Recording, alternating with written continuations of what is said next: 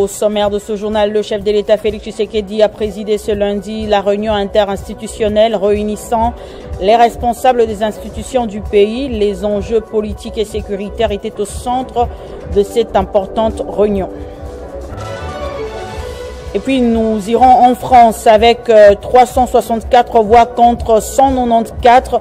L'Assemblée nationale n'accorde pas sa confiance au gouvernement de François Bayrou. Conséquence, le Premier ministre français est contraint d'apporter sa démission ainsi que celle de son gouvernement au chef de l'État.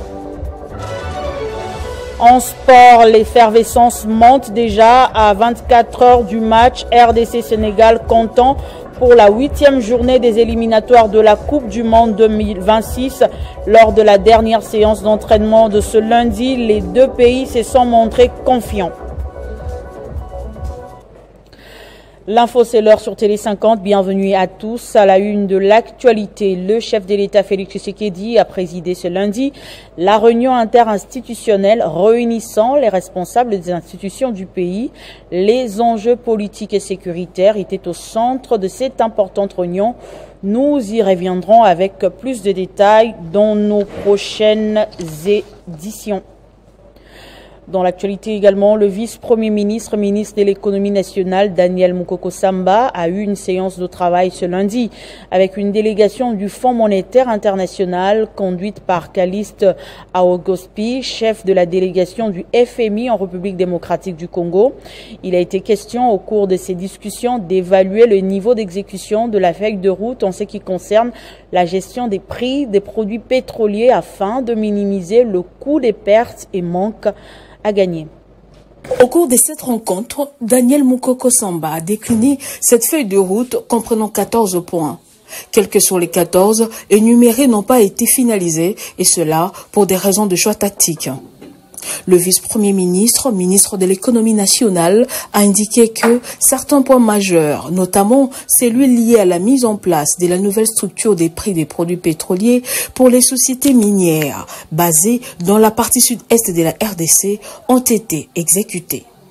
Il a aussi étalé en termes clairs les innovations phares apportées dans la gestion des prix des produits pétroliers, tout en rappelant que l'exclusion de la subvention pétrolière auprès des sociétés minières est l'une des étapes les plus importantes franchies dans la mise en œuvre de cette feuille de route.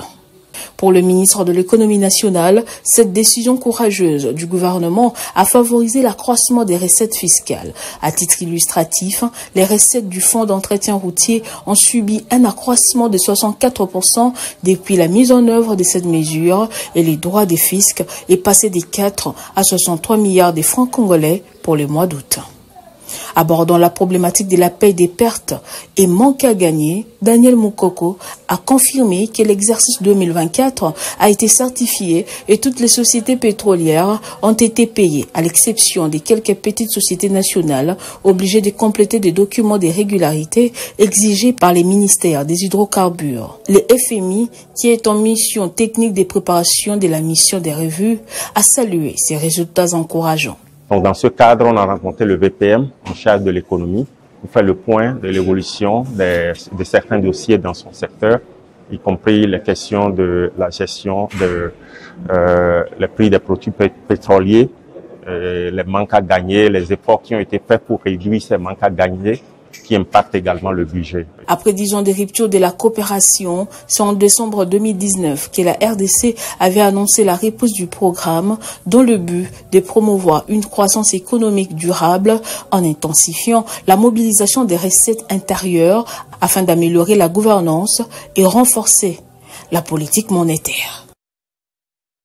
Et dans le but de présenter au ministre de l'Emploi et du Travail les opportunités d'emploi des jeunes Congolais, les réseaux des organisations des jeunes leaders africains des Nations Unies a échangé ce lundi avec le ministre Ferdinand Massamba, ensemble avec les investisseurs italiens du secteur de la mode. Pendant ce temps, le président de l'Assemblée provinciale du Tanganyika a profité de son séjour à Kinshasa pour échanger avec le ministre de l'Emploi. Le ministre national de l'Emploi et du Travail, Ferdinand Massamba, a reçu ce lundi 8 septembre, dans son cabinet à l'hôtel du gouvernement, une délégation du réseau des organisations des jeunes leaders africains des Nations Unies, ROJALNU en sigle. Objectif, lui présenter un groupe d'investisseurs italiens désireux de collaborer avec la RDC. Au cœur des discussions, plusieurs projets d'envergure ont été évoqués, dont les plus immédiats est la construction d'un grand atelier de couture destiné à accueillir des marques italiennes de renommée internationale. Une initiative qui s'inscrit dans la volonté de promouvoir l'emploi et de créer des nouvelles opportunités pour la jeunesse congolaise. C'était parfait, nous disons merci au ministre parce qu'il a compris l'importance de Congolais. Nous sommes venus avec des opportunités. Le ministre a accepté de nous accompagner aussi dans la matérialisation. Vraiment, c'était parfait pour nous et très honorant d'ailleurs pour notre pays. Donc, tout a été à l'heure, tout a été respecté. D'ailleurs, nos partenaires sont vraiment impressionnés. C'était vraiment un honneur pour nous. On a dit merci encore au ministre. Par ailleurs, le ministre a également accordé une audience au président de l'Assemblée provinciale du Tanganyika, Cyril Kimpuawela. Une rencontre fraternelle entre deux personnalités issues de la même province, marquée par des échanges constructifs autour des enjeux du monde du travail. J'ai profité de l'occasion de ma visite à Kinshasa pour voir le ministre du Travail et de l'Emploi. D'abord pour le féliciter pour sa récente nomination, l'encourager et lui dire qu'il va compter avec les enfants du Tanganyika qui sont contents de l'avoir à cet endroit-là. Et l'encourager parce qu'il doit travailler pour l'intérêt général. C'est un travailleur, c'est un homme de foi, il incarne des valeurs, il a une expérience politique, partant déjà de la province. Moi, en tant que président de l'Assemblée provinciale du Tanganyika, je plaide également pour les conditions des travailleurs de la province, du Tanganyika et de toutes les provinces. Il ne faudrait pas qu'on se limite seulement à Kinshasa et je suis confiant il va relever le défi. Toujours ouvert et hospitalier, le ministre Ferdinand Massamba poursuit ainsi son engagement à prendre la pleine mesure des défis liés à l'emploi et au travail afin d'y apporter des réponses concrètes et adaptées. Institution politique de la Troisième République, une sclérose en République démocratique du Congo, c'est le titre du nouvel ouvrage du professeur Emmanuel Ramazani Shadari, secrétaire permanent du PPRD. La cérémonie de vernissage a eu lieu au Fleuve Congo Hotel en présence de plusieurs invités. Regardez. Je te baptise d'abord au nom de la science, ensuite au nom de la connaissance et au nom de la Constitution de ce pays. C'est un ouvrage de 359 pages. Préfacé par le professeur Émile Bongeli, l'auteur le dédie à ses compatriotes, son épouse, ses enfants et ses petits-enfants. Docteur en sciences politiques et administratives, Emmanuel Ramazani Shadari analyse la mise en œuvre et le fonctionnement des institutions politiques de la République démocratique du Congo selon la Constitution du 18 février 2006, telle que modifiée à ce jour. Il fait remarquer que le pays s'enlise par la prééminence du président de la République qui contrôle la majorité parlementaire, le gouvernement et les institutions judiciaires, conduisant ainsi à la concentration du pouvoir entre les mains d'une seule personne. Acteur politique actif et majeur, l'auteur renseigne que les institutions centrales se retrouvent rongées par les antivaleurs qui empêchent l'avènement d'un état de droit et le développement. L'auteur, professeur de son état, le docteur Emmanuel Ramazani Shadari, livre à la communauté savante nationale et internationale un ouvrage qui fait une véritable autopsie du fonctionnement des institutions sous la Troisième République de 2006 à ce jour. Dans cet ouvrage, ce qui est très intéressant, c'est que l'auteur aborde la problématique des écarts entre ce qui est prévu dans les textes, notamment la Constitution de la République, et la pratique réelle. Dans son ouvrage, l'auteur fait également plusieurs propositions pour la construction de la République démocratique du Congo. Shadari nous rappelle encore une chose. La politique, ce n'est pas que le folklore. La politique, c'est aussi un domaine de l'action. Et l'action qu'on attend du politicien, c'est de transformer positivement la société. À la fin de la cérémonie, les invités ont procédé à l'achat de cet ouvrage publié par les éditions L'Harmattan. Au Nord Kivu, la prise en charge des malades dans les 4 zones de santé du territoire de Walikale cause encore problème dans presque tous les hôpitaux de ce coin, alors que ce territoire fait face aux affres de la guerre. Pour soulager ces populations, le député national Rubens Mikindo, en vacances parlementaires dans son fief de Walikale, a remis un lot important de médicaments aux structures sanitaires. Walikale Centre. En vacances parlementaires dans le territoire du Walikale, le député national Rubens Mikindo a tenu un meeting populaire au podium de l'unité de Walikale. Dans son message, il a présenté ses compassions à cette population victime de la guerre de l'AFC M23 qui touche plusieurs entités du Nord Kivu. Il a par la suite remis officiellement un lot important de médicaments destinés aux 4 zones de santé locales, notamment la zone de santé de Walikale, Itebero, Kibua et Pinga. Après ce meeting, Rubens Mikindo s'est rendu à Kampala, 6 km au sud de la commune rurale de Walikale, pour se rendre compte de l'état d'avancement des travaux de construction du pont Nyaoussa. Sur place, son constat est amer. Cet ancien ministre, il va nous expliquer là où il avait amené les ponts à jeter ici sur cette rivière de Nyaoussa. Et la fameuse société aussi qui avait signé de contrat avec le gouvernement congolais pour construire. Regarde-moi, ça c'est quel type de pont ça. Mais dans l'entretemps, je demande au ministre, l'actuel ministre de l'UDPR, de se donner à fond pour venir réaliser ce travail. Rubens Mikindo ne s'est pas limité à Kampala.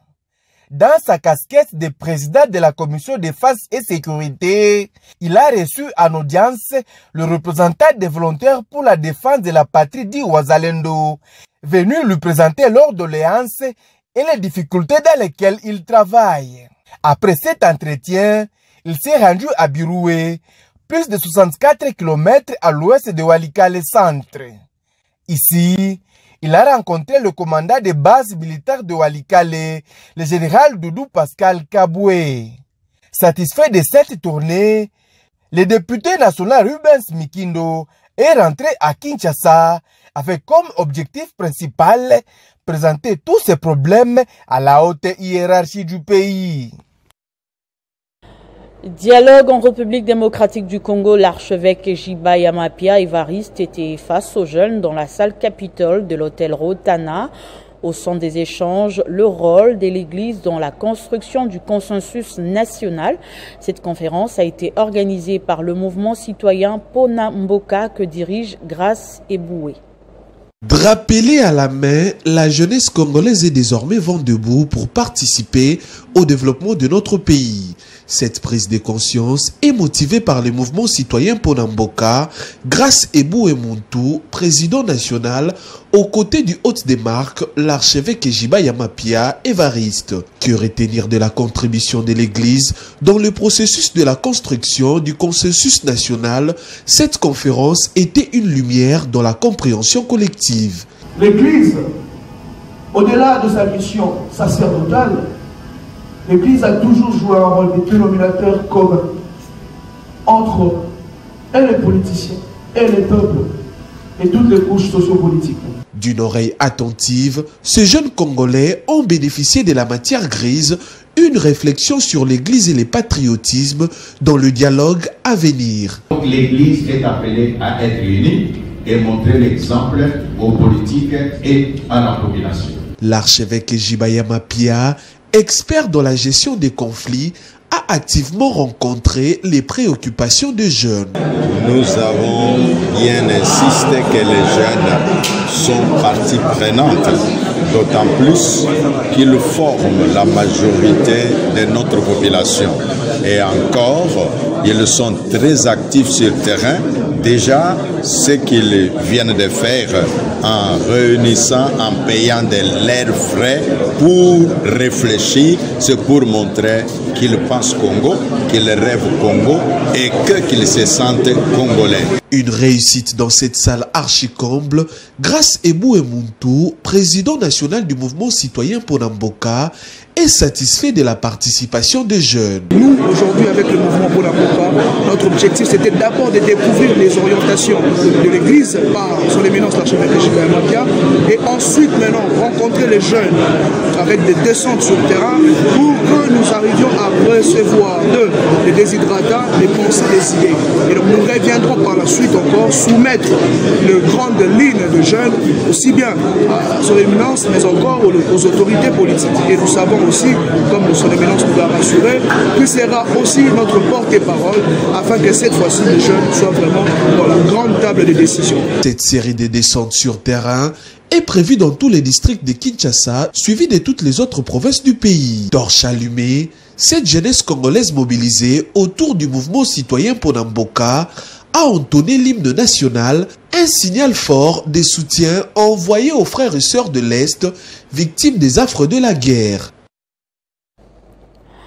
Et hier dimanche 7 septembre à Kinshasa, le parti politique La Nouvelle Génération Consciente a tenu une réunion extraordinaire sous la direction de son président national Fabrice Lokeke, également coordonnateur national adjoint de la Ligue des jeunes de la majorité extra-parlementaire de l'Union sacrée.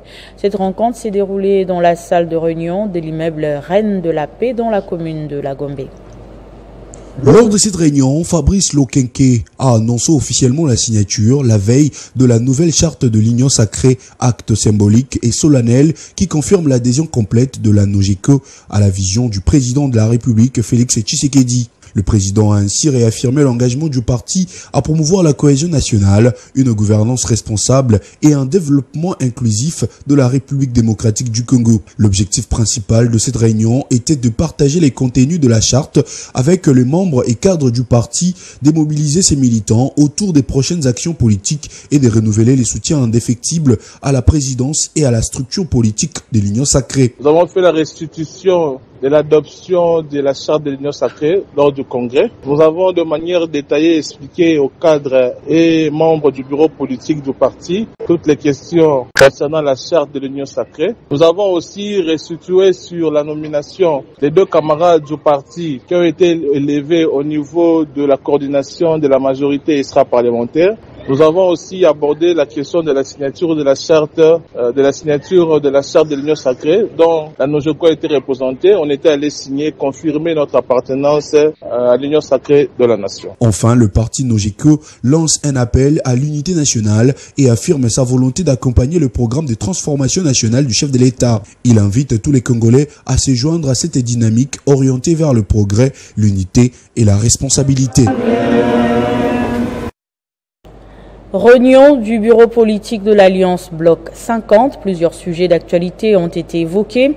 Sous la présidence de leur autorité morale, Julien Paluku, les sociétaires et députés nationaux de ce regroupement politique ont réitéré leur engagement ferme pour soutenir le chef de l'État dans les différents processus de paix pour mettre définitivement fin à l'agression rwandaise. Réunis le dimanche 7 septembre à Kinshasa, les sociétaires et députés nationaux du regroupement politique Alliance Bloc 50 ont passé en revue les enjeux sécuritaires et politiques en République démocratique du Congo, mais également remercier le chef de l'État Félix Tshisekedi et la première ministre Judith Suminwa Tuluka pour la reconduction de leurs camarades au sein du gouvernement, notamment Julien Paluku Kaongia, ministre du Commerce extérieur, et Onej Ntsele, ministre des Affaires foncières. Sous la présidence de leur autorité morale, Julien Paluku Kaongia, les sociétaires et députés nationaux de l'AB50 ont réitéré leur engagement ferme pour soutenir le chef de l'État dans les initiatives de paix dont Washington et Doha et dans le processus de construction d'un système de défense très fort pour pacifier l'Est de la RDC, victime de l'agression rwandaise, des massacres et des pillages. Autre sujet abordé, c'est les enjeux de la rentrée parlementaire prévue le 15 septembre prochain et l'évaluation des activités sur terrain, ainsi que l'examen des rapports des vacances parlementaires des députés nationaux de ces regroupements politiques. Donatien Balekelai, président national de l'Union des socialistes libéraux, précise. Nous avons fait comme d'habitude l'évaluation de la situation de notre regroupement politique. Dans un premier temps, nous nous sommes donné le devoir de remercier de vive voix Son Excellence Félix Antoine Tshisekedi Tshilombo pour la reconduction de 2 mandataires du regroupement AB50 au gouvernement. Nous avons échangé aussi sur la marche du pays en ce qui concerne la sécurité et tout l'appui que le regroupement et tous les sociétaires doivent apporter à la vision du chef de l'État pour recouvrer l'intégrité de notre pays et la souveraineté. De même aussi, nous avons échangé par rapport aux enjeux de la rentrée parlementaire qui intervient le 15 septembre. Il est vrai qu'il s'agit de la session budgétaire, mais il y a certaines questions importantes par rapport aux initiatives parlementaires que nous devons prendre et par rapport aussi à d'autres questions qui vont se poser sur le plan politique pour lesquelles AB50 est appelé à prendre position. Signalons que l'AB50 affûte déjà ses armes pour affronter les futures élections du pays. Elle a aussi fait partie de la grande délégation congolaise ayant participé à la TICAD 9 au Japon. La PROSEM n'est pas rentrée les mains vides. Elle a pu rétablir des contacts de haut niveau avec les responsables de la JICA sur des projets en faveur des petites et moyennes entreprises congolaises. Un travail de longue haleine que porte à bras le corps le directeur général de l'agence, Pascal Tchelo. Commentaire de Gaëtan Koubabourandi. Face à Saito Mikiya, directeur général du département de développement économique de la JICA, la PROSEM a présenté un projet ambitieux articulé autour de 3 piliers stratégiques. L'objectif, transformer en profondeur le paysage des petites et moyennes entreprises congolaises en agissant sur des leviers clés.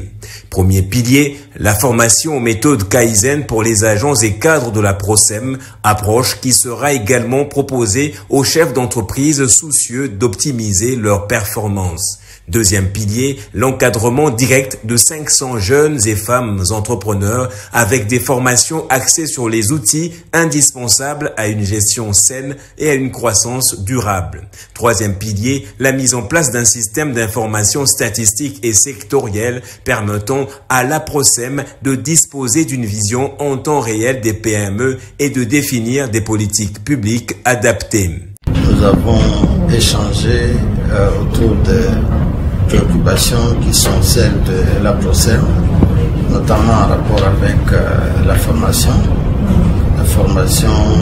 notamment avec l'implémentation de l'approche Kaizen en République démocratique du Congo pour renforcer la gouvernance et les compétences techniques des PME et des PME congolaises. Nous avons aussi parlé de la mise en place d'un système d'information sur les données sectorielles, notamment les données qui portent sur l'activité des petites et moyennes entreprises en République démocratique du Congo. Convaincu du rôle fondamental que jouent les classes moyennes ainsi que les petites et moyennes entreprises, la JICA a réaffirmé son soutien à cette initiative. Dans le cadre de sa fondation Umwe, Véronique Kassola a posé un acte de générosité qui a redonné le sourire à la population de la commune de la Ntsélé, plus précisément au quartier Badara.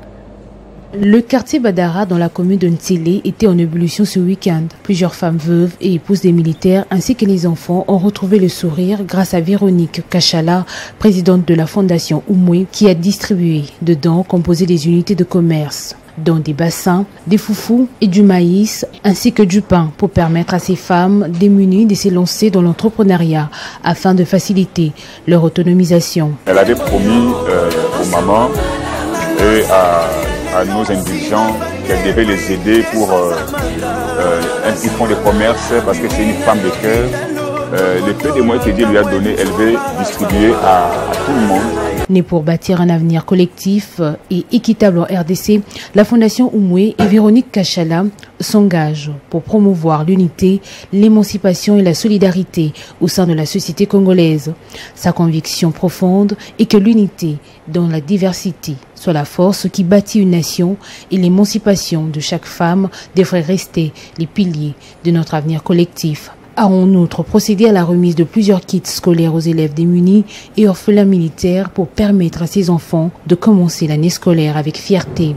Ambassadrice de tourisme et présidente de la Fondation Oumoué, Véronique Kachala s'est engagée à offrir des ressources, des fondations et des opportunités pour permettre à chaque femme et à chaque jeune, ainsi qu'aux communautés vulnérables, d'atteindre leur plein potentiel. En ce jour à Lubumbashi, dans le Haut-Katanga, la visionnaire et présidente de la Fondation Calixte Mounana, Nathalie Aziza Mounana, a remis plusieurs kits scolaires aux enfants de l'église orthodoxe et en pleine croisade organisée au terrain Kiwele. Plus de 1000 pagnes ont été remis aux veuves. L'ambassadrice universelle de la paix, visionnaire et présidente de la Fondation Calixte Mounana, Nathalie Aziza Mounana, séjourne à Lubumbashi dans le Haut-Katanga depuis le vendredi 5 septembre dans la soirée. Déjà samedi matin, elle a accordé l'audience à une délégation des pères orthodoxes du Haut-Katanga dans le cadre du partenariat social entre l'église orthodoxe et la Fondation Calixte Mounana, tout a porté sur un échange en vue de la recherche de la paix sociale et communautaire, sans laquelle la rentrée scolaire sera impossible. Au sortir de cette rencontre, Jérémy Yave, un jeune écrivain attaché au social et qui croit au savoir-faire de Nathalie Aziza Mounana, lui a remis sa nouvelle publication. À ses côtés, l'honorable Guy Geoffrey Mounana Ramazani, suivi des joueurs du football club Mounana, était à la messe de l'église orthodoxe.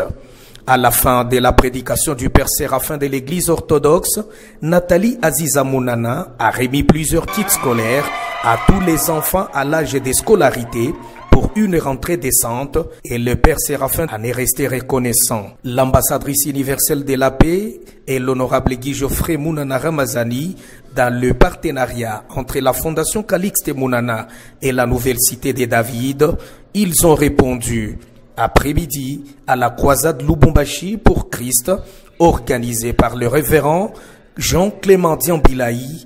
Nathalie Aziza Mounana a remis plus de 1000 pagnes aux veuves et le révérend organisateur n'a pas manqué des mots. Il y a des gens qui m'ont surpris.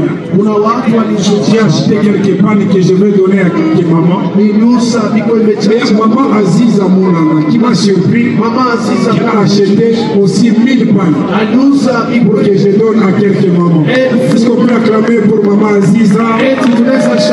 Signalons ici que la présence de la présidente de la Fondation Calixte Mounana, Nathalie Aziza Mounana, et l'honorable Guy Geoffrey Mounana Ramazani, ici la foule a vibré au rythme du social. L'université Nouveau Horizon de Lubumbashi dénonce les multiples cas de vandalisme dont elle fait l'objet de la part des étudiants de l'université de Lubumbashi. Au cours d'une mise au point tenue ce lundi, le professeur émérite Alexis Takizala et recteur de cette institution d'enseignement privé fustige ces comportements qui est très dangereux.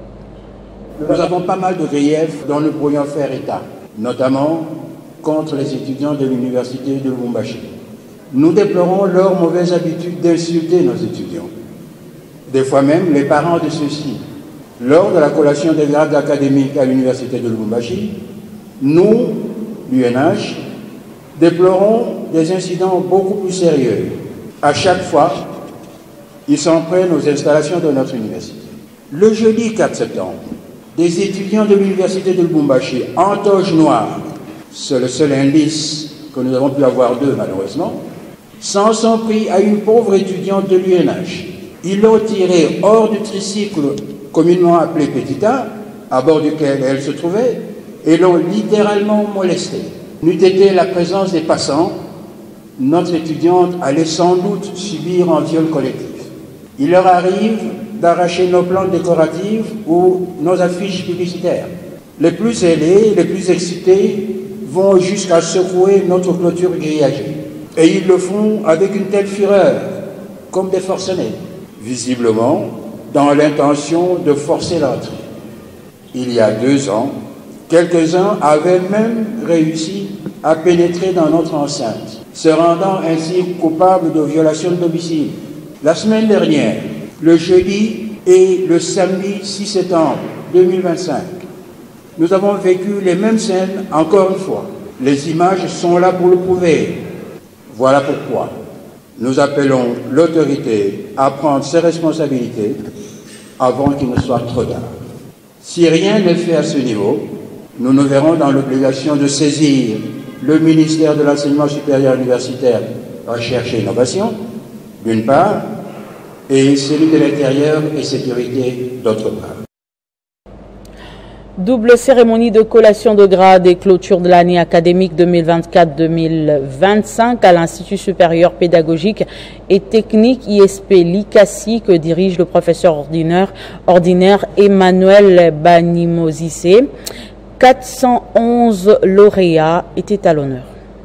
411 nouveaux lauréats formés dans les filières cruciales pour le développement industriel du pays ont été consacrés. Parmi eux, les futurs experts en construction industrielle, mécanique automobile et électronique, informatique industrielle et électrotechnique. La cérémonie, d'une grande portée symbolique, a vu la présence remarquée des autorités provinciales, locales et coutumières. Le ministre provincial de l'Éducation, Georges Kadinda, y représentait le gouverneur intérimaire du Haut-Katanga, Martin Kazembe-Choula. Un moment fort a été l'hommage rendu aux forces de sécurité. Le directeur général, le professeur ordinaire Emmanuel Banimozissé, a primé le général de brigade Eddie Kapent pour le travail essentiel des FARDC et de la police nationale congolaise dans la sécurisation de la province. Dans son discours, le professeur Banimozissé a salué l'engagement du président de la République, Félix Antoine Tshisekedi Tshilombo, en faveur de la réforme de l'éducation. Je veux saluer à nouveau la volonté politique du grand chancelier pour la réforme et la requalification de notre système éducatif pour l'ajuster à l'évolution socio-économique et technologique de la société congolaise, de l'Afrique et du monde, mais aussi pour les rendre aptes à produire des jeunes compétents, proactifs et compétitifs grâce au savoir théorique et pratique acquis. Une vision partagée par le gouvernement provincial qui, par la voix de son ministre, a loué la qualité des formateurs et techniciens forgés dans cette institution. Puis est venu le temps tant attendu, la proclamation des résultats et la remise des diplômes. Dans une ambiance de joie et de fierté, les 411 lauréats ont officiellement rejoint le cercle des bâtisseurs de la République démocratique du Congo de demain. Rencontre des anciens élèves de l'école Mawazo de Lubumbashi à Kinshasa, c'était au Fleuve Congo Hotel, un moment convivial rempli de souvenirs, d'émotions et surtout de nostalgie. Désormais, l'école Mawazo de Lubumbashi ne sera plus orpheline avec toutes les promotions qu'elle a formées. Tous sont reconnaissants et s'unissent aujourd'hui pour réfléchir et démarrer avec différentes opérations et activités pour redorer le blason de cette école de l'État longtemps abandonnée à son triste sort. Nous sommes dans la salle de réunion du Fleuve Congo Hotel, dans un moment de retrouvailles plein de souvenirs et nostalgie de temps passés de cette alma mater. Eux, ce sont les anciens élèves de l'école Mawazo de Lubumbashi. Ils sont dans ce beau cadre, à titre de reconnaissance témoignée à l'école Mawazo, qui a fait d'eux ce qu'ils sont devenus aujourd'hui, chacun en ce qui les concerne. Ce moment marque aussi la mutualisation des idées pour venir au secours de cette école vétuste, délabrée et abandonnée à son triste sort. Autour d'un repas et un verre, ils cogitent ensemble dans un climat fraternel, invitant tous les anciens de l'école Mawazo de Lubumbashi de se réveiller et se mobiliser et mutualiser leurs efforts en faveur de l'école Mawazo qui attend à bras ouverts leurs gestes de cœur. En guise de reconnaissance de notre alma mater, ce que ces gens sont aujourd'hui, ce que vous êtes, c'est à cause des rangs à cette appellation. Le rendez-vous est pris dans les jours à venir sur terrain à Lubumbashi avec des actions concrètes en faveur de leur école. L'actualité en dehors de nos frontières nous emmène en France où avec 364 voix contre et 94 voix pour, l'Assemblée nationale n'accorde pas sa confiance au gouvernement de François Bayrou. Conséquence, le Premier ministre français est contraint d'apporter sa démission ainsi que celle de son gouvernement au président de la République. C'est la première fois sous la Ve République qu'un gouvernement tombe après un vote de confiance. Et puis en sport, je l'ai annoncé au sommaire, l'effervescence monte déjà à 24 heures du match RDC-Sénégal, comptant pour la 8e journée des éliminatoires de la Coupe du Monde 2026. Lors de la dernière séance d'entraînement de ce lundi, les deux pays se sont montrés confiants et ont promis de tout donner pour rester en course pour la qualification au Mondial 2026. C'est un match pas comme les autres, c'est un match dont l'enjeu est détail. Aucun sélectionneur, aucun joueur, bref, aucun pays ne veut le perdre. Ça passe ou ça casse pour la RDC, tout comme pour le Sénégal, et les deux pays en sont conscients. On est là pour venir chercher des points. Donc on sait qu'on aura un match difficile face à une belle équipe du Congo. Ils n'arrêtent pas de faire des bonnes choses. Mais nous, aujourd'hui, on est le Sénégal. Partout où on va pour s'imposer. Retourner à la Coupe du Monde 51 ans plus tard reste l'objectif primordial des fauves congolais, mais ils ne veulent pas que la pression prenne le dessus sur l'enjeu de ce match. Nous, on abordera ce match comme d'habitude. On est à domicile. Il n'y aura pas de surprise pratiquement dans notre équipe. Tout le monde connaît comment on joue. Ça veut dire qu'on a su avoir une identité de jeu à transmettre. Après, nous, on jouera pour gagner ce match, ça c'est sûr. Après, il y aura des paramètres qui seront importants parce que je pense que le Sénégal doit également gagner ici. Ne peut pas se permettre de faire un match nul. Donc, je veux dire que... Tous les ingrédients sont réunis, les dispositifs sécuritaires renforcés pour que cette rencontre se joue dans de très bonnes conditions. Bonne chance aux Léopards. Ce journal est terminé. Place au rappel des titres. Le chef de l'État Félix Tshisekedi a présidé ce lundi la réunion interinstitutionnelle réunissant les responsables des institutions du pays. Les enjeux politiques et sécuritaires étaient au centre de cette importante réunion. Et puis en France, avec 364 voix contre et 194 pour, l'Assemblée nationale n'accorde pas sa confiance au gouvernement de François Bayrou. Conséquence, le Premier ministre français est contraint d'apporter sa démission ainsi que celle de son gouvernement. Et puis en sport, vous l'avez suivi dans ce journal, l'effervescence monte déjà à 24 heures du match RDC-Sénégal, comptant pour la 8e journée des éliminatoires de la Coupe du Monde 2026. Les deux équipes sont confiants et promettent de tout donner pour rester en course. C'était l'essentiel de l'actualité. Merci de votre attention soutenue et restez fidèles au programme de Télé 50.